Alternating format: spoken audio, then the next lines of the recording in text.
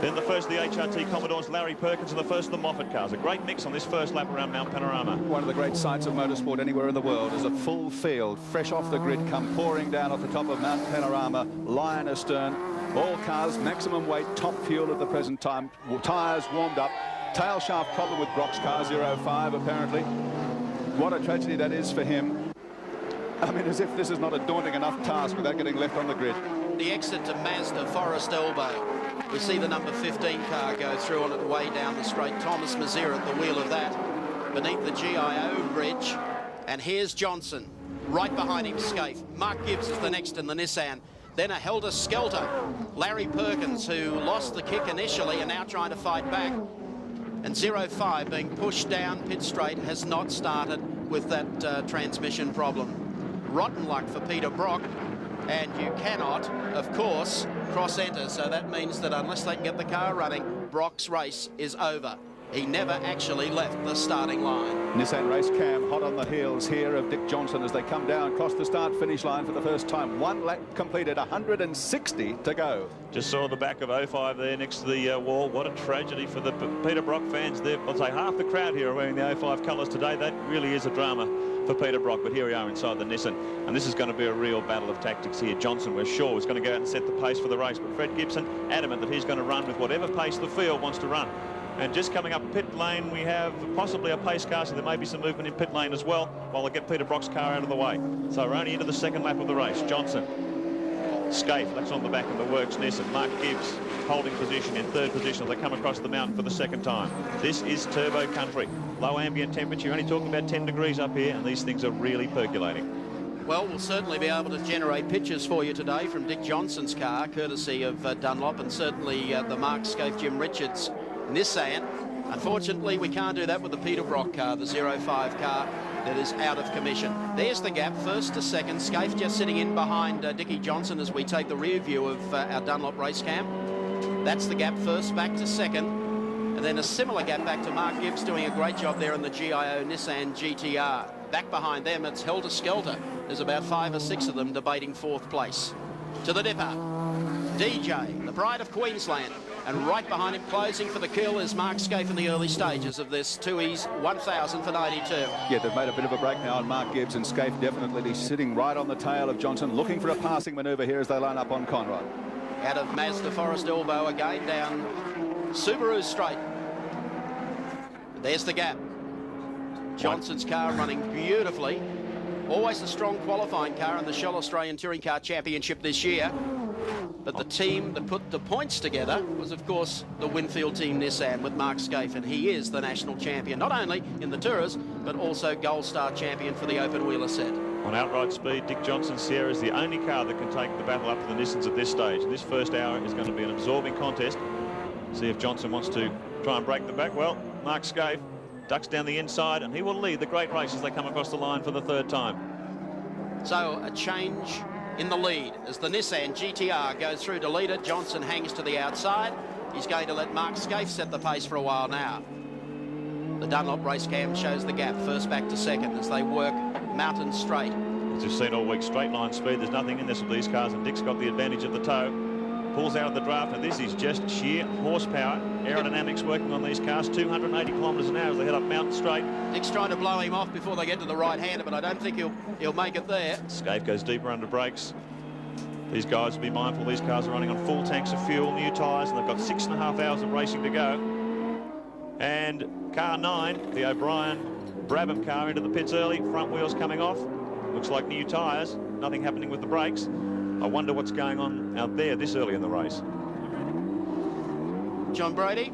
Yes, Mike, it looks like it's tyres, and that's all. Rudy Eckenberger hopped in to try and have a quick look at the telemetry, but pulled out of it very quickly.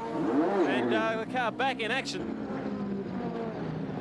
Hard under brakes, standard Caltex chase. Johnson still hanging in second. Good position for Mark Gibbs, Rowan Onslow, and Bob Forbes' GIO GTR. A watching brief, sitting back in third place. I notice another one going into the pits very quickly, the Kevin Waldock Ampol Playscape Sierra for an unscheduled stop, and they're also about ready to change tyres. By the look of it, they've got the hood up. John Hewson there working on the front right wheel, but there's something a little bit more report, and I believe there's clutch problems with that car. Bonnet's up, and that's a drama for Kevin Waldock. This car normally bulletproof, certainly has been at Bathurst over the last 2 or 3 years, but having problems very early as we go back to the GIO GTR. Mark Gibbs at the wheel.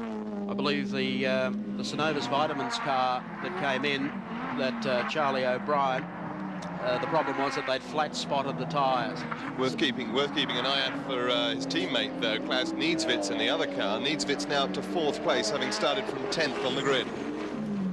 Look behind Larry Perkins. You've got Perkins, who started on the outside of the front row, and Glenn Seaton in the Peter Jackson Falcon V8 has moved up right behind Perkins. Then you have the 2 Holden Racing Team Commodores, Thomas Mazira, then of course the 16 car. Fabulous battle here on Conrod Straight. Look for the power. And it looks like Percy. Win Percy was slated to start on the car. Well, there are only 4 of the new spec V8 cars in the race. 3 of them basically are on screen right now, and the other one, Peter Brock, unfortunately, still in the pits. It's a good scrap going on here. Glenn Seaton in the Falcon, dueling with the HRT Commodore Thomas Mazira. And on the subject of Brock, here's John Brady. Yes, thanks very much, Gary. Peter, a far from perfect start. You just let the clutch out and crunch. Yeah, I guess it's breaking a tail shaft. Move. It's a brand new tail shaft put in this morning, which purely precautionary. And I could say 12 years of racing Commodores, we've never broken one. So it's a rather interesting situation. I'm just thankful that the drivers coming up behind me there gave me enough berth, because boy, oh boy, I was looking at that mirror for a while, I'll tell you. Well, Peter, I hope it gets better for the rest of the day for you. At least you'll try and get it back out there. Yeah, we'll get it back out there. It took a bit of time to convince the officials to push me to pit lane, but we're there. Thanks, Peter. Thanks, John, and to Peter Brock. Colin Bond in the pits. So is the second B&H car, the 20 car. Denny Holm car, he's sharing with Paul Morris. We've been watching this fascinating scrap. It involves Larry Perkins, who's running in 5th, of course. It's an unscheduled stop from car 20, but this battle, Win Percy on the move. Car 16 overtaken car 15 with Thomas Mazira at the wheel, and the new 93 specification Falcon locked in between them. And just ahead of this bunch, Larry Perkins. So the V8 settling down into some sort of a race pace at the moment. And the turbocharged cars for outright speed, certainly with a big advantage up here today. Over the top of Castrol, magnificent shot there as they come down through the dipper. And that's the order we're following, the 5th, 6th, 7th and 8th. And I think on the back of the V8 brigade is the second Works Nissan of Crompton and Anders Ollison, running at a more conservative pace than number 1, obviously. That car moving up all the time now, up to 9th position now. As they come down the straight, we go to the pits. And the Colin Bond car in, unscheduled stop, the hood is up. Consulting with Colin, not a lot happening there. This is a disappointment for Colin. This is a brand new car, built specially for Bathurst. Johnny Brady's on the spot.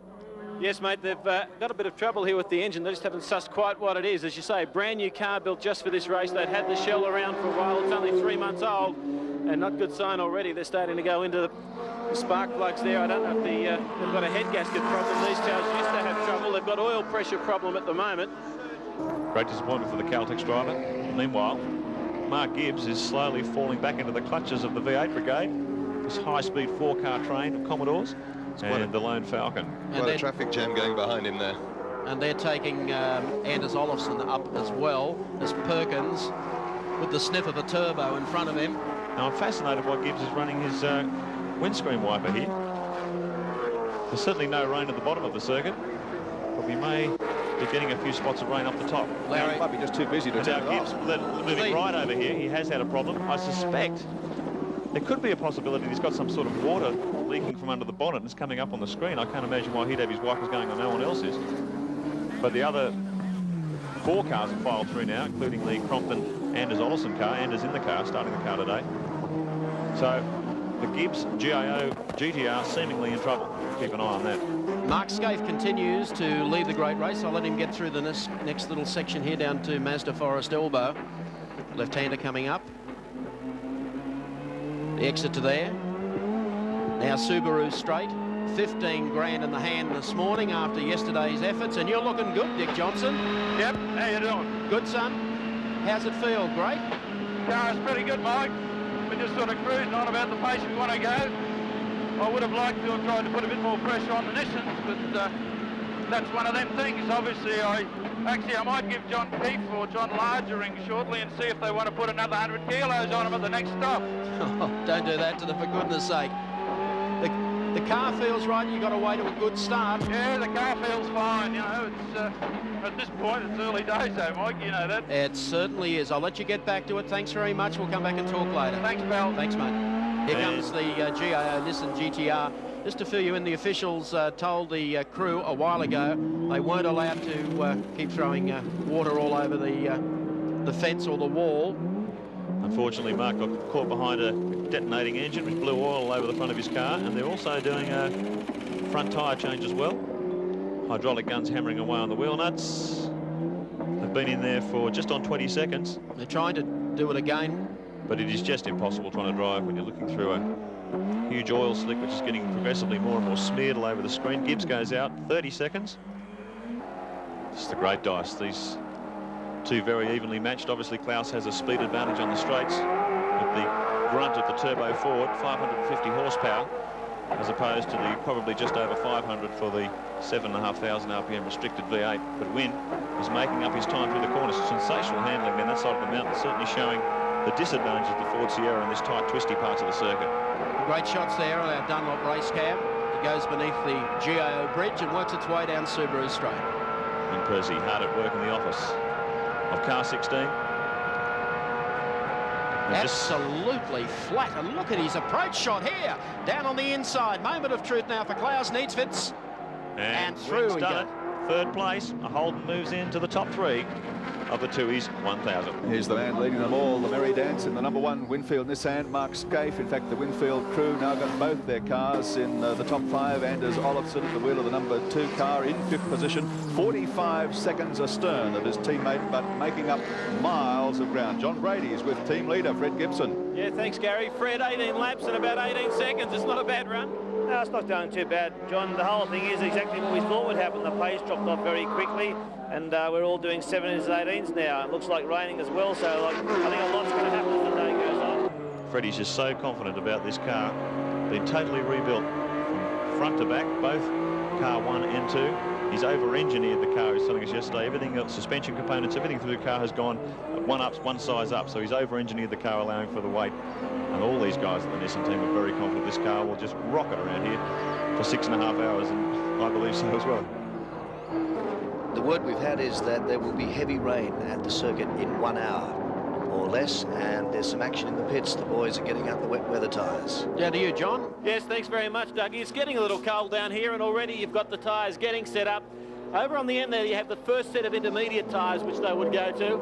They've got 2 grades of intermediates. The second one here, a slightly thicker tread, some tread that is more recognisable than the ones we'd use on our cars on the outside, and of course straightened on the inside. These again are a softer compound, and then you go to the full-on wet weather tyre, which looks basically like a very chunky road tyre. They are getting them all ready at the moment. Talk is heavy rain within the hour, and the interesting thing in all of this is while these pits get all their tyres ready, the Nissans are really taking their time over it, because they can stay out without going to the intermediates for a lot longer than anybody else. And if it happens to go wet and go dry, they won't even have to stop, and that will just make this a cakewalk for them if the cars stay in one piece. You're right, and if you come out of the garage, John, it's raining. It's raining, all right. Carports of the rich and famous. It has started to, well, it's on the way to pouring here on pit straight. And it's going to be very, very tricky out there as the rain comes in. And we'll see what that throws up in the next hour or so of Australia's great race. Klaus Needsvits just getting it a little sideways coming out of the corner, and I think he might be one of the first to head to the pits. He's going to take the punt. It's getting slippery out there. The B&H BMW was going to do the same, but that'll give you an indication of how slippery it is. Klaus. So that's happening on the way into the pits. We'll keep an eye on what's happening around the racetrack. You don't want that happening to you on top of the mountain. Klaus comes into the Moffat pit. Got the clocks going on him. A quick stop. Get the wets on. And they're also doing some refueling there as well, making it a mandatory stop. Weren't scheduled to come into the pits a bit later than this. Lap 32 was the first scheduled stop. And look at this. This is really raining now. Mount Panorama, the track's starting to get a sheen on it. They'll be able to survive out there on slicks for a few laps, but this is going to start getting very greasy. Ooh. That's Anders Olofsson just coming up on the inside of Andrew Harris. Well, I don't know if you believe in fate, but it's falling into Freddie Gibson's lap. Yeah, that Klaus Needsvit's pit stop is 10 laps earlier than was scheduled. If they go in 10 laps early, of course, it means a number of the lead cars coming in to do this sort of stop because of the rain will have to stop again. They'll have to schedule an extra stop. There's been plenty of drama in the pits. Car 25, Tony Longhurst, went back in again. He's rejoined in 13th position, so all that hard work that Johnny Cicotto's done has been undone. So he heads it back out on the track, and look at the amount of water on the screen of the HRT Commodore. Wyn Percy driving very gingerly as they come into Caltex Chase. I'm sure Wyn will be on his way to the pits as well.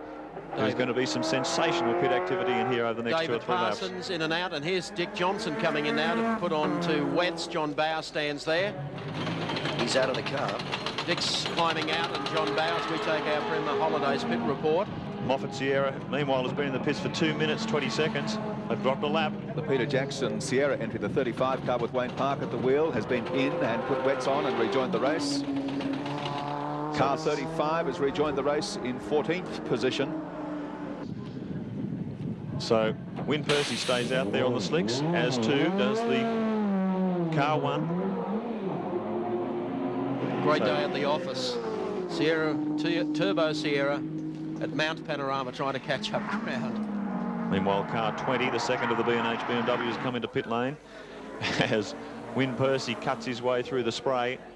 This is very, very slippery out there. Car 55, Andrew Madecki car, rejoins in 12th position, out on wets.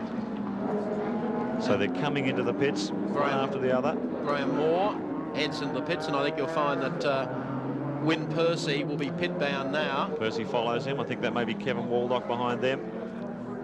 And the 2 Nissans stay out there, out on the track on slick tyres. And it looks like, as you said, Graham Moore coming in. Wayne Gardner, I can see, is getting ready. I think he's going to take over that car. Oh, in the wet. You talk about Bathurst rookies. Wayne Gardner's probably got the toughest job he's ever had in a car he's not completely happy with. HRT swings into pit lane. Car 16, Wyn Percy getting out. Alan Grice getting ready to get in. Meanwhile, Graham Moore has brought the Strathfield Car Radios Commodore in. And yes, Wayne Gardner is getting in. So Wayne's going to have a crash course. Wrong one. Maybe the wrong choice of words there. Most unfortunate. Richard Hayes in the pits there covering that for us. Richard? Probably trying to get out of the way here because Gricey's ready to roll. Well, I just had the clock on that. 30 seconds. Good, slick stop. 16 rejoins in 6th position. Meanwhile, Wayne Gardner struggling to get his belts on. Graham Moore giving him some last-minute instructions. Well, if he thought this was a handful in qualifying in the dry, he's in for the ride of his life now. I've just been advised that Colin Bond is out there and circulating, but he reports no oil pressure at this stage. Well, it's not going to be out there long then, Doug. It's going to cause him some problems. It's finished. I'd say our race leader, who has allowed that to happen, Mark Skaife, is already undoing the belts, getting ready for Jim Richards. And he is now headed to the pits. What a combo, the 4-wheel drive and the best rain driver in Australia to take over from you, Jimmy Richards. And of course, the big advantage for the Nissans too, if the pace really backs off, they may be able to get down to 1 pad change as opposed to the 2 they were suspecting to do in the hot conditions. So they'll pick up even more time if that's the case. Let's go down to John Brady for this Prima Holidays pit report. Yes, thanks, Mike. A little bit of timing for the Nissans. What they've done is they've tried to hold off onto the slicks as long as possible. It's not that far away from when they would have done a tank change and a driver change anyway. So they've decided to go to the wet weather tyres now. They've already made a big dent on everybody else. And Jimmy Richards, as you say, you couldn't get a better man to be handling the wet. And you couldn't really have a much better stock than this one's looming up for them so far. Just waiting for the churn to go in. The car seems ready as soon as the petrol drops. And when the crew's ahead of the petrol tank, that's as good as you can ask it to do. Coming up to 29 seconds now, and they're about to fly. It's pretty good for a driver change and a full set of tyres. 34 seconds, and off goes Jimmy Richards. Oh, how hot is the Winfield Team Nissan. The Mobil 1 Commodore comes in for a pit stop. I don't think Ward's going for a ride. Graham Brown, Brock's team manager, in there trying to spray the demister with a no fog on the inside of the screen. They're all suffering the same problem. If you haven't got enough to contend with out there on a big greasy track, if you can't see where you're going, It's almost an impossible task. Water outside the windscreen and on the inside. Look at that, you can see that. That must be very distracting in these conditions. When you get that greasy film build up on the inside, you can Andrew screaming at them to get some more of it off. So the rain has turned this race upside down. Andrew Madecki doesn't do a lot of motor racing these days. He's a guy who does do a lot of motorsport. Glenn Seaton having a drink on the bottle. It's morning tea time. And this guy just looks so relaxed behind the wheel of a racing car. It's almost beyond belief. He's carrying our Castrol race cam for us today in the Falcon EB, running 9th on the road at the moment. And he'll hand over to another guy who's used to the wet too, and Alan Jones. He honestly looks like about a 14 or a 15-year-old, doesn't he, Glenn? Especially with a tube in his mouth taking liquid refreshments. Anders Olofsson coming into the pits. Neil Crompton waiting to get into the car. We've got the stopwatch going on this change. Down to you, John. Yes, thanks very much, Mike. As we pointed out earlier, this is roughly when Nissan were going to change anyway. It just couldn't have happened better for them. They've managed to stay out on the slicks. Now they'll go to the wets. That'll make them even more dominant. And all this at a time when they were ready to go anyway. Another driver change. Again, they're just so spot on with this crew. Again, the thing I'm waiting for is the petrol. The driver change will be a spot on. This only running about 24 seconds now, and they'll be off 30 seconds to get the driver in, change the tyres, on schedule anyway. They don't even know it's raining. No, you're right there, John. 16, Alan Grice, the Holden Racing Team Commodore. Car number 2 rejoining in 3rd place as Gricey comes down pit straight into the left-hander, blocking one. Now there is an indication of just how slippery it is out there. Grice going way offline as he tried to turn into Hell Corner. This is very tricky stuff. Well, we have all the ingredients of a fascinating race here at Mount Panorama today. Don't know whether the weather will in fact clear. It may. We have fog at the top of the mountain as Larry Perkins, who's been running in the top 6 all morning, brings his number 11 Bob Jane T-Mart's Commodore into the pits to hand over. They're coming in for a full set of wets, Mike. Yeah, I was going to say, Douglas, see the aquaplaning, the tyre locking up as it's even coming at that slow speed into pit straight. Meanwhile, John Bow at the wheel of car 17. If you ever want to drive a handful around Mount Panorama, I reckon this will be the car. Sierras have never been renowned for their instant throttle response. Like arm wrestling with a gorilla. Well, info from the Larry Perkins pits. The tyres were absolutely useless when Larry came in for the pit stop. Right down, the right rear was down to the canvas. Alan Grice, 1 minute 15. He's been in there for a long, long time. And most of the attention seems to be centering on the windscreen. Now, here's an interesting fact that's just come to hand. Just put the clock on Jim Richards, who's now out there on full wet tyres. He's going around at 2:41.6, which is 8 seconds slower than Skaife was doing on the dry tyres, on the slicks. It's not bad. Richard Hayes down in the pits. Richie? Thanks, Mike. Huge problems for Alan Grice. Something as simple as a windscreen wiper, but he can't obviously see through the screen. It's not working properly, and the wiper is actually sliding off the edge of the screen. The problem is that they can't actually get the spanner down to tighten the thing up behind the bonnet line. And the car's been stuck in the pits now for around about 2 minutes. Also problems on the inside of the screen with misting up. That's the Denny Holm car, co-driving that with Paul Morris. Now they've got a rescue vehicle out there as well. And yet the driver's standing there, isn't he? That's apparently has hit the wall hard there. Alan and I would Grice. think in the interest of the race, maybe the pace car might even be brought out. Well, the pace car is just moving up pit lane now. We're going to have the pace car out on the track. Alan Grice rejoins in 11th position. I'm quite surprised. I thought they may have brought the pace car out even earlier today for the Brock car on the edge of the racetrack, but there's not much they can do here. Well, we're certainly starting to get a bit of wreckage on the side of the track, and with the slippery conditions, there's even greater danger of one of these cars sliding off and hitting the other car. So it's a mandatory safety measure by the organisers here. So the pace car on the track at the moment. Denny Holm was at the wheel of this car. I'm certain they didn't do a driver change when they came in before for the tyres. Paul Morris, the scheduled co-driver. That's shots from our chopper cam, just hovering Tony Longhurst. They've got a neck brace on him. I just saw a neck brace on Denny. I saw that too, Doug. That driver seems to be in some distress. Pace car still out here at Mount Panorama, Bathurst. The ambulance has arrived on the scene. We believe Denny Holm is unconscious, about to be extricated from that car. and taken down to the medical centre. Let's take a look at an incident we have here and see exactly what happened. Most of our cameras all ISO. This looks like Denny Holm coming down. He's got a wheel out on the grass. He's aquaplaned, you see, in the wet. He's offline and he's clouded the wall there, and it's brought him across the racetrack. Now that doesn't look that dramatic, but you see what's happened is he's flicked his head sideways. You've got that support behind your head, but you haven't got the lateral support, and it's obviously damaged his neck in some way. And there is Denny pulling the car up.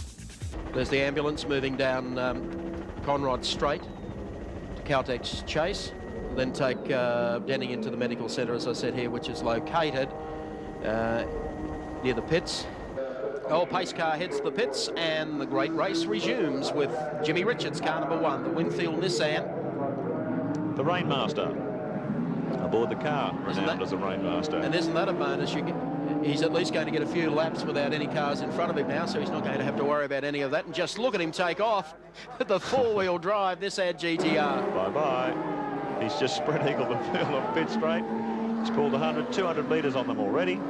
Dillman Cotter, Impala Kitchen's car going through. It's down a lap.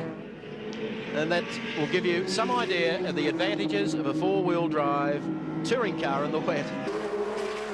Look at the rain. Just enormous plumes of spray coming out as we say that. Steve Harrington. Larry limping. Perkins coming in very slowly. Steve Harrington at the wheel, limping into pit lane. And this will be one of the most unexpected failures. If this car's having mechanical drama, he's looking for a push. Deary me. Well, the crew have gone running down pit lane to try and get him up into position. And Steve Harrington, who took over Larry, done such a fine job early in the race. And the car has quit on them. There's one thing you see very rarely on a Perkins car, and that's some mechanical failure. He builds them like tanks. And here comes the crew pushing it. They've got a fairly long push, about 150 metres back to the Perkins pit bay. Well, that is a real surprise. Perkins so consistent, did so well at Sandown. The car was in the 14s in the top 10 shootout, and now obviously bereft of power. Here we are, another drama. It really is surprising. Larry was in 5th position. Or this is the Wayne Park 35 car, the Peter Jackson Sierra. He's given the wall a severe clout. He was lucky to get back. So there'll be all sorts of damage under their brake ducts. You can see the brake duct there damaged, front spoiler, all sorts of stuff. Back at Larry Perkins' pit. Very busy time, Richard Hay. Certainly is. They're not absolutely sure what the problem is. I tell you, it's mayhem down here in pit lane. The rain is pouring down. Perkins' car was being pushed up the pit lane while the Wayne Park Sierra was coming in, which has been involved in an incident. They've got the car fired up again now. It looks like it might well be some sort of a fuel pump problem. So they've got the boot up, but it's definitely electrical. I heard Mark earlier on saying it's fairly rare that you get a mechanical problem with a Perkins car. I'm sure that this is electrical. What a pleasant afternoon, hurtling around here with a turbocharged 4 Sierra and trying to keep the thing on the island. We've got a spin, I believe, Michael. Yep, have a look at that on replay. And that, of course, Kevin Waldock. Is Kevin Waldock in the Skaife, but not play safe. You won't escape that. Yeah, that's not bad, actually, Well, Kevin. Great four-wheel drive. In fact, he's kept the boot into it. Has he done that? He's absolutely... Oh, and well got out. That's a genius effort. And a wave, too. Well And he gives executed. the wave. The Playscape Ampol Sierra that John Hewson is masterminding the pit stops. Bit of off-road ability. Now, There's JB. Bow is going very, very slowly on this lap. All that water, and now a bit of sand. It's like a day at the beach there. Apparently the sand goes harder when it gets wet, Mike, which is why people can escape it in these conditions, whereas normally they'd be there for the rest of the day. He was very lucky. Good driving there on the part of Kevin Waldock. John Bow staying out there. I don't think maybe he has a lot of damage. That looks superficial, but he was given it something underneath. I think his only problem is trying to drive a Ford Sierra in the rain, and we'll just listen to how gingerly he applies the power in this car. Yeah. Just listen to the wheels buzzing. You hear that turbo come on like a bomb. Heaps of wheel spin. Not conditions suited to this high boost turbo forward. Thanks to Dunlop, our race cam, we can bring you the pictures out of the Dick Johnson car as JB heads up to Repco.